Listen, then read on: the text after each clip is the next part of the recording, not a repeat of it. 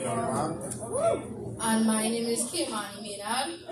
And we are the representative of Future Stars. So our possibilities are sports, to deal with sports and the development of sports. And one of the first one that we did for developing sports in Trinidad and Tobago was more scholarships for football, different sports that people do. Improving the fields, the courts that people play on. Some people get injured because somebody they feel not good enough to play. AI, like videotaping the games so we could see mistakes, replays,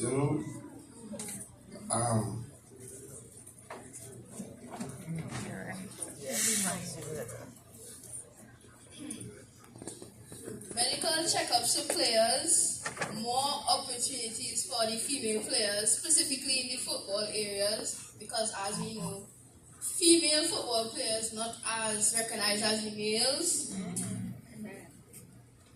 Transportation for like the less fortunate and scouting opportunities for players, specifically in Trinidad and Tobago. and that is about it with our presentation.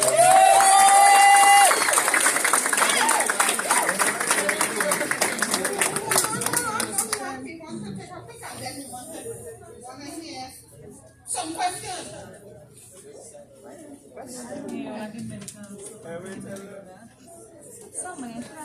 Why didn't you read out the whole thing? Yeah, you don't have nothing right here. Get somebody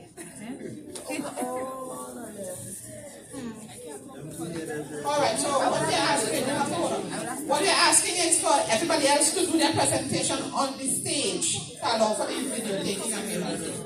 Yes? Okay, all right. Make where you're comfortable.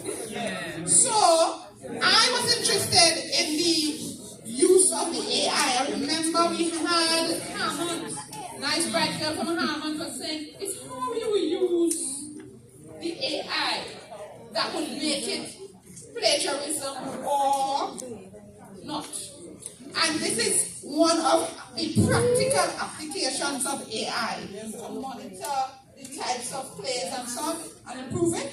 Also, for like the visually impaired or the ones who are hearing impaired, basically what we mean by AI is like, okay, so if, for instance, you play football, like if they were to score a goal, it would have like a song to like go with a song or light up to notify as like score the goal, like keeping record. That's wonderful, so that they can participate fully and enjoy the experience. Yes. Put your hands together for them. Any questions for the group? No? All right, thank you. Let's put our hands together one more time.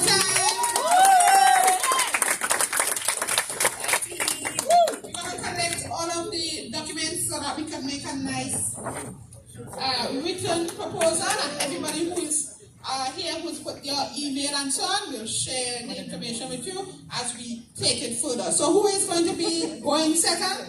What's this group? Novelists. So you want to work on the stage first? Yeah? Welcome. Not one better than that. More applause.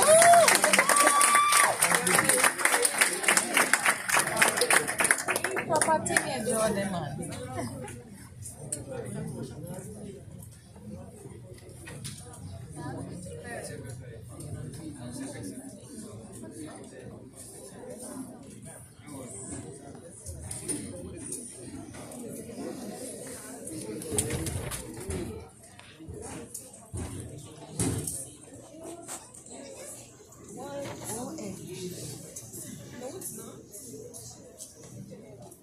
Good day, everyone. Good day. I am Alessandro Ba, and I am with Janet Powder. We are from the group Novelists, and today we are going to be answering the question: how can, what new ways can young people perspective be integrated into society. Firstly, what is a novelist? A novelist is a new beginning. It comes from agri, meaning newly cultivated land. So it's an old word, and it essentially means becoming something new. Right? And we have here symbols that represent becoming something new. The road, following a new path. We have the world, becoming the change we like to be in the world. And then the old flower, wilting. And then the new flower, spring. Yeah, nice.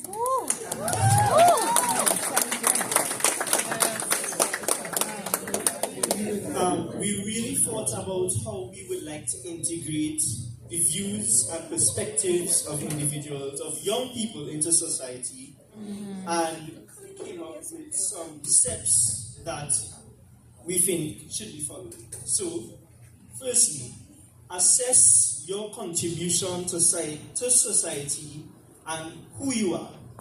So, you need to understand exactly who you are and how you can contribute to society. Then you need to get involved. You cannot want society to involve you. You cannot want your perspectives and your views to be added to society if you are not part of society.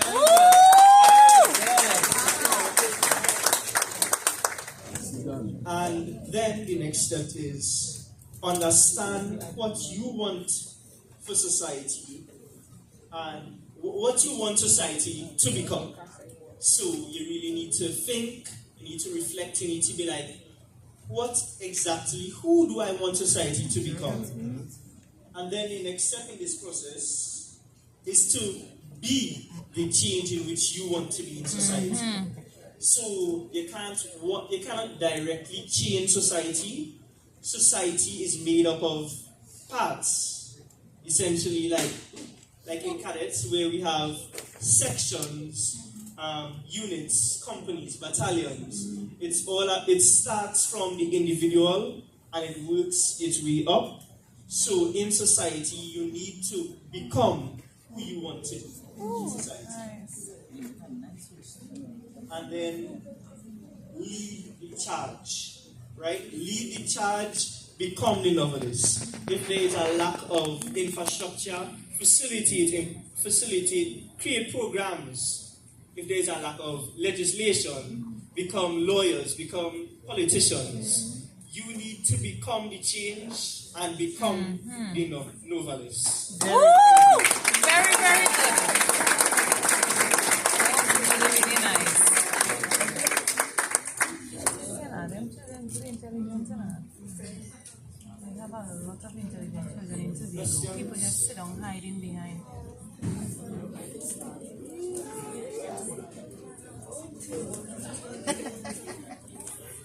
Hey, them children easy.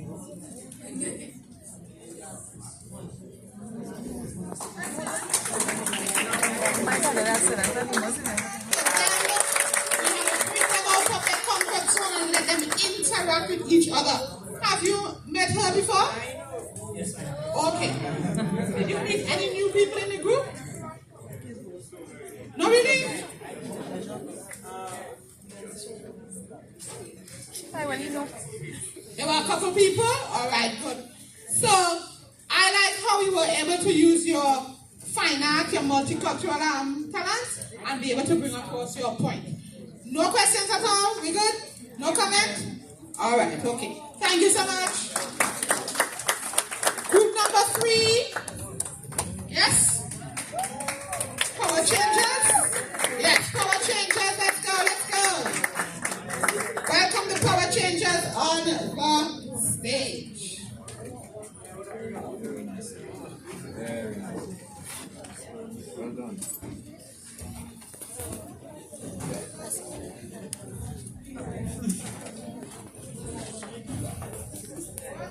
A nice big group setting. You notice everybody has their own unique way of doing things. Very cool. So the first set came out, 2. The second set, 2. But they had some art on the paper. This set is a group approach. And they have a formation, 2 in the front, 3 in the back. I love it. I love the diversity. In the meantime, you're collecting some documents. You'll see 3 sheets of paper in them. And we're going to remember those 3 words that we had earlier.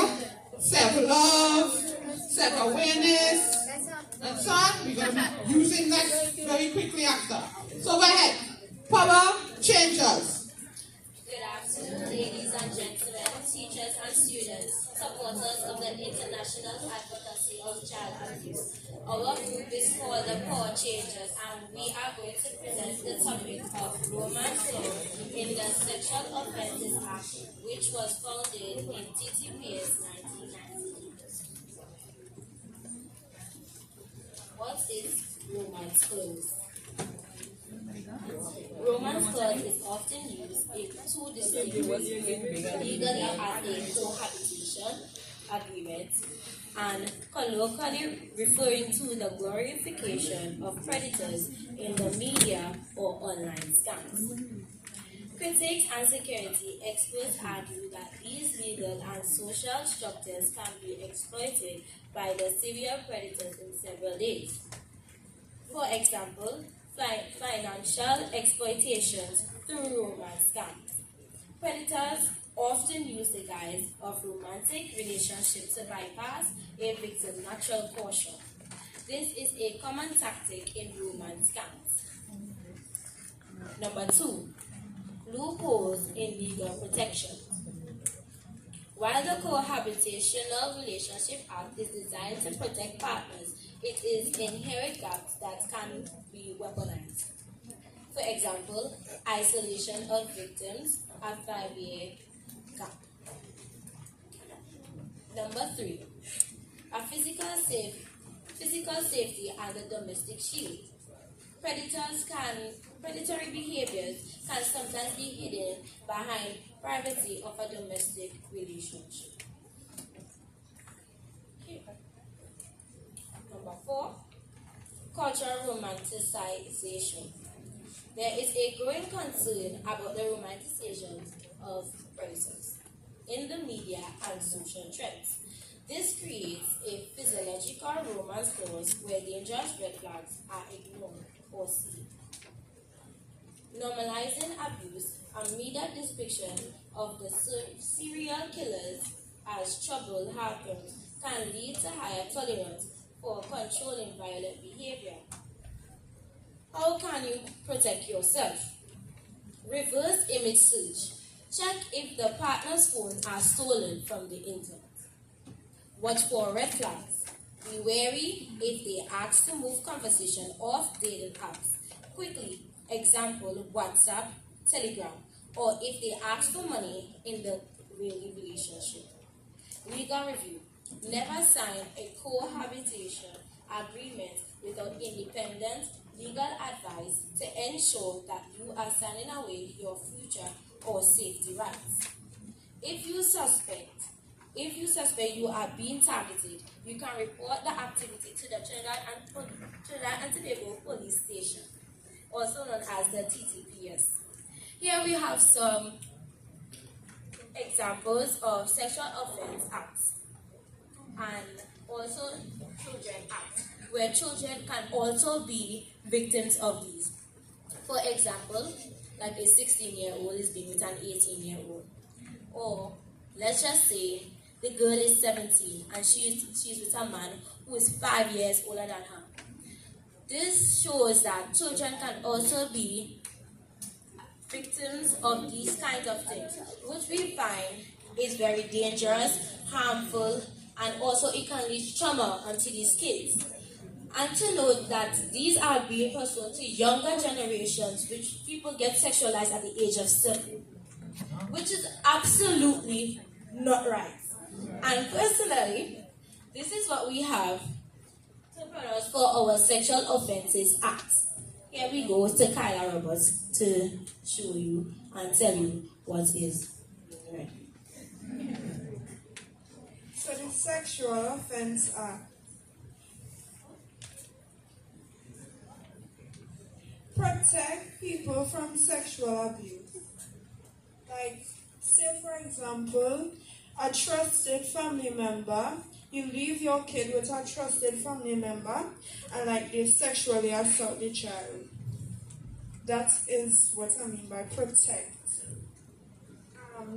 Make harmful acts illegal. Say for example,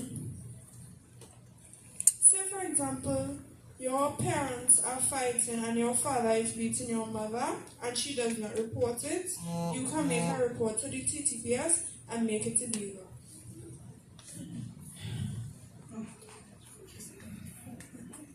Ensure punishment for offenders. So,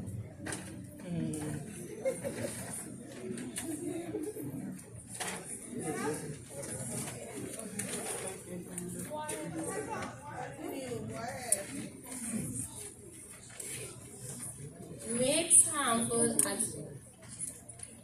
Ensures punishments for offenses. For instance, if the predator gets captured by the police, the offenses they can be charged. Sometimes it even has life imprisonment. Because I remember a time a police officer came to our school and explained those type of things, and a man got charged and he was entered into life of imprisonment for doing those kind of things. So those are punishment for offenses. Promote safety and respect. You can protest. Go ahead and protest. Go online, talk about it, and tell them to stop doing those kind of things.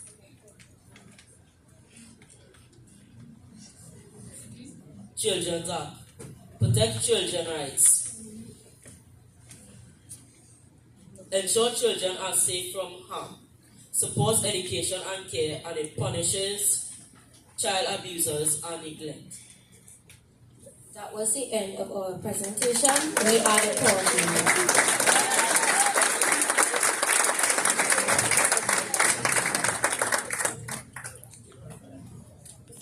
So let me see how many of you have heard of the Children's Act before. Put up your hand higher so I can see who didn't. Right. And how many of you have heard of the Sexual Offences Act? Right. So enough of you are social studies students do not know that act, right? So I would like you. This is what they were going to do. They were to become experts to explain to you some of the elements of the Children's Act and the Sexual Offences Act. So you need to Google that and you need to read through the Sexual Offences Act and the Children's Act. You need to know those two because everybody 18 and under, it protects you and it provides answers to any situation that you might find yourself in. Like if you go to a little party and somebody does something to you, put something in your drink and does something to you, you know what sort of legal redress you would have. She was talking about the romance clause. Even though you have some distance in terms of age, because let's say somebody, and it's not always the boy is the older one and the girl is the younger one, right? Sometimes the predator is the girl or the woman, right? You may have a romantic or a sexual encounter with somebody and that person falls within 5-year bracket. And that spares the person in the law from being charged under certain circumstances, right? But in order to be empowered, you have to know the law, right? So I would like you all, one of the things that I would like you to take away from here is to make sure that you're personally aware of what the Children's Act says and what the Sexual Offences Act says. Some of you did not know anything about it before. Did you feel you learned something about it today? While you were working together? Great. So put your hands together for them again. Any questions to them? No?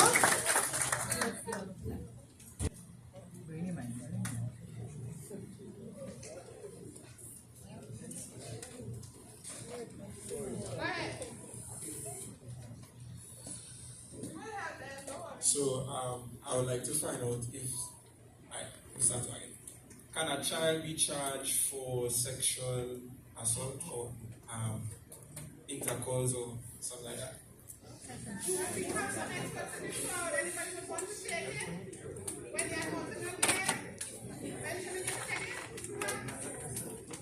So, according to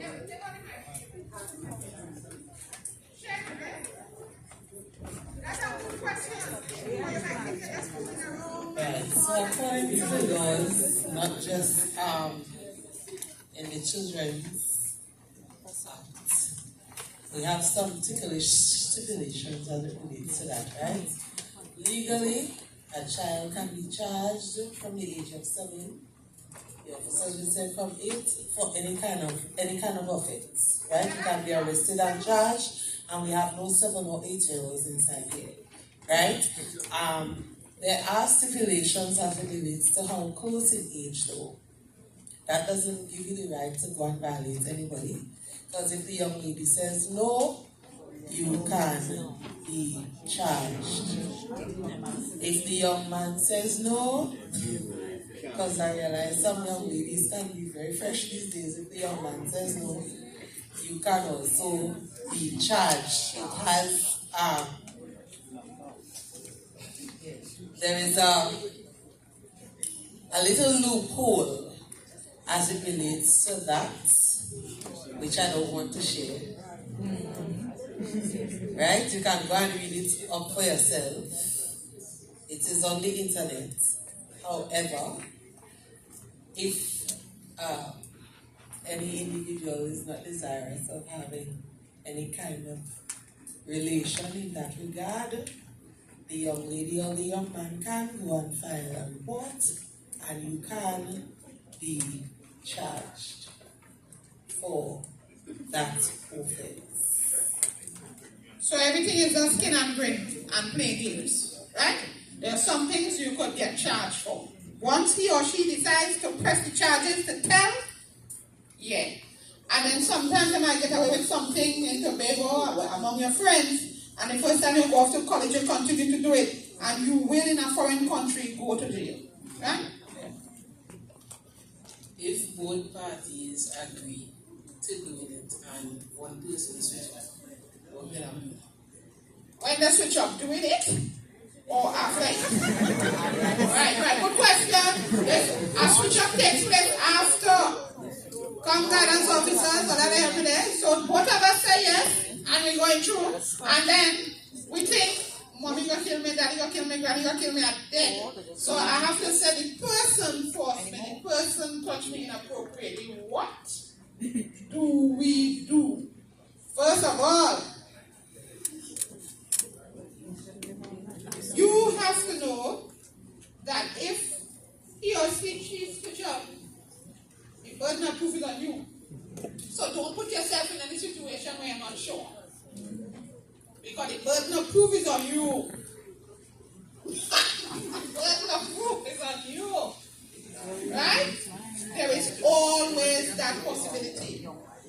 There is always that possibility because a lot of emotions go along with love and relationship and sex, which is not love necessarily. There are a lot of big people emotions that go there, and you might just change your mind out of fear or whatever, and they might point a finger at you. So the first thing is to not be in this situation to begin with. But once you're in this situation and it has happened, the burden of proof is yours. Problem. In such a case, once it has been reported, the law will have to take its course, right? And then go be your against mine, So in some instances, the girl, she may, when it started, both of them agreed, and then now she switched up, and the question they would ask, she might be going in court, and whatever, and then it stops because of that. So the law would have to take its course. And we also know people start to think things about people and they start to describe them in a certain way. They might describe a girl or a boy in a certain way and so on. So you really want to pay attention to the risks that you take as young people. Yes? Good afternoon, everyone. Right. So just adding my voice to the conversation, right? How many people here under 18? What does that make you? A minor. So I'm going to make a very simple statement. If you are under the age of 18 and you are a minor, having sexual intercourse is against the law. Need I say any more? Yes. Understood? So the conversation that we have to have here, yes, we understand things may happen. How many of us have heard the statement, know your rights? Have we heard that statement? And with rights come your responsibilities. Understood? So, yes, we have to have these difficult conversations. But you have to know what your rights are, and you have to know what is right to do. So once you are 18, under the age of 18, you are a minor. Clear? Clear for everybody? Understood? Yes. So you have to be very careful. It's okay to have these conversations, you know, even with your friends. Because sometimes we do find ourselves in situations where it's happening, and it's happening between minors. It's not just an adult and a minor, but it's happening between minors. But you all have to be aware what your rights are and what your responsibilities are. Thank you so much. And we do know teachers are finding students in all kinds of compromising positions, morning, evening, noon, and night, in all kind of corner in the school. Right? We know this. Nice, good. Literally. Wonderful. So put your hands together again for power changers. Wonderful. Next group. Let's go. Group number 3? 4. Group number 4. Wonderful. Let's go. We are the change makers. So we had the power changers, and now we have the change makers. Let's welcome them to the stage.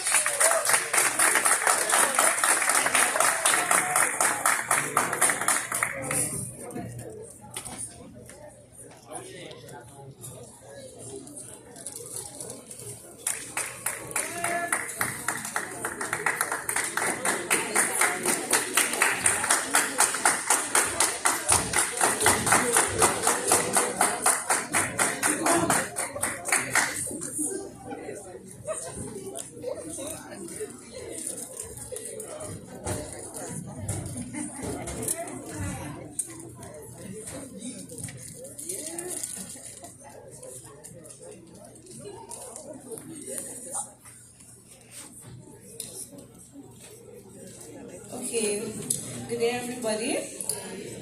The name of this group is the Change Makers, and the topic we are talking about is organized youth and its benefits and challenges. First of all, a youth group is a group of young people who come together regularly to participate in activities, share ideas, and support each other. These groups are usually found in schools, communities, or organizations, and focus on things like social interaction, personal development, leadership, or solving community issues.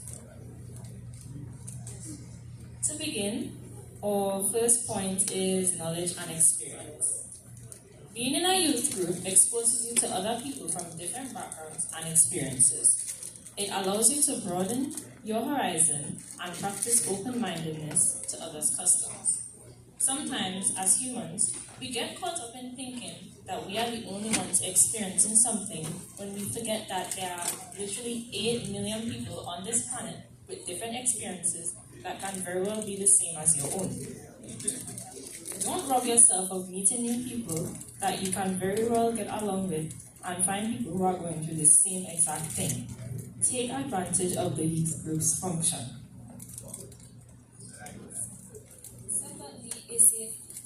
A safe place is an environment designed to provide emotional and social security where individuals of different races, ethnicities, and ages can come together to communicate regularly, whether daily, weekly, or monthly. These spaces may may exist in churches or schools or within informal and formal groups. These designated groups support mental well-being by giving youth opportunity to discuss issues affecting them. These concerns or problems may include social issues such as juvenile delinquency, poverty, domestic violence, and such more. The main purpose of creating a safe place is to encourage youth to express their feelings and share what is troubling them, whether emotionally, verbally, or ethically. The main goal is to help young people under the age of 18 access immediate support and assistance.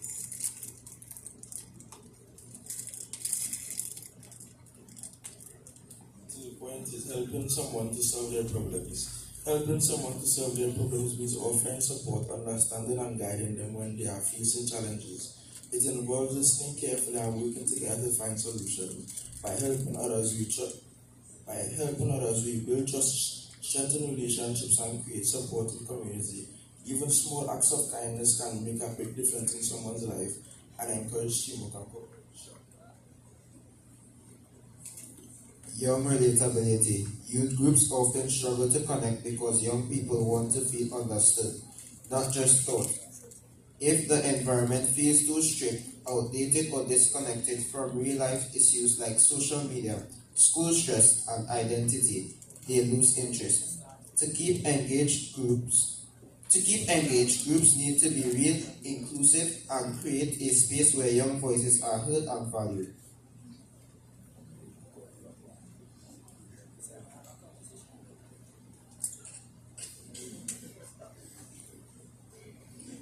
So of course we can't just speak about the good.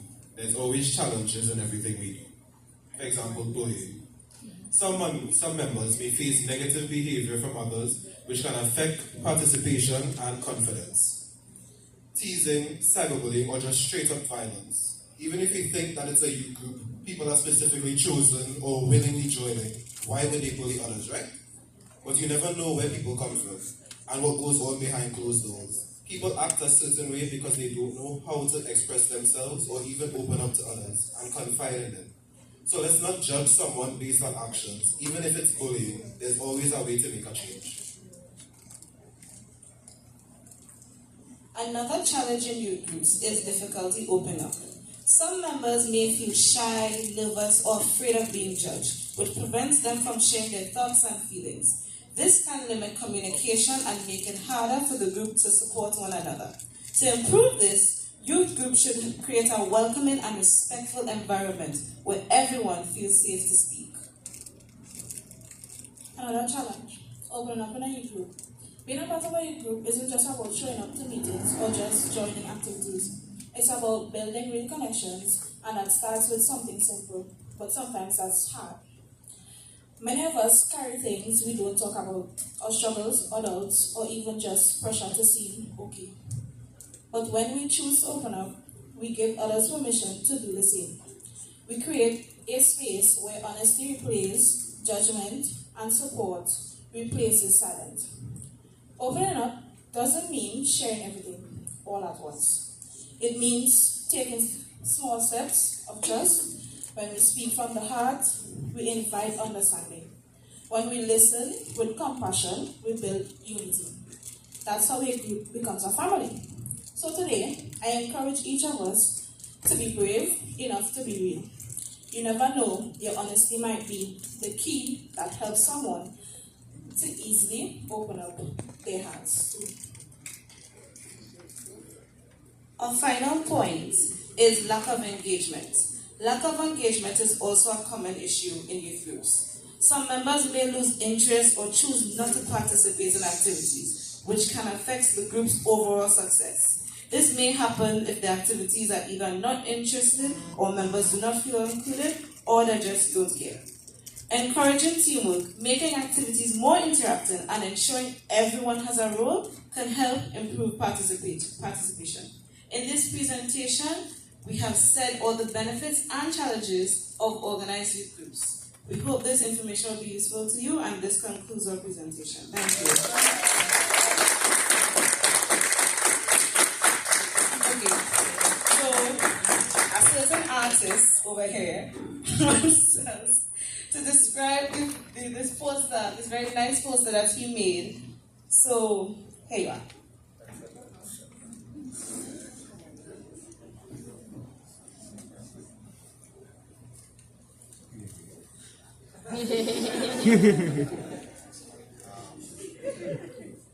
This poster represents the changes made in this. So it means bullying and sexual abuse. It shows that we need to make a change in the challenges going on in youth. How we need to stop relating to each other, sharing interests, or the cycle will just repeat instead of change. Okay, now the presentation is complete. Thank you. The change makers, let's just put our hands together again for the change makers. Very well organized, decided to write up the planners, and we had artists and writers and so on. They would have shown the benefits and the challenges of being in a youth group. Everybody in here is in some kind of youth group, whether it's in church or in school. Are there people who are not involved in a youth group? Not involved, you're on your own day, chilling. Anybody? No? Okay, that's great. Right? So, like she said, you have challenges, sharing, etc. Anybody has a question for them? No? Yes? No. All right, good.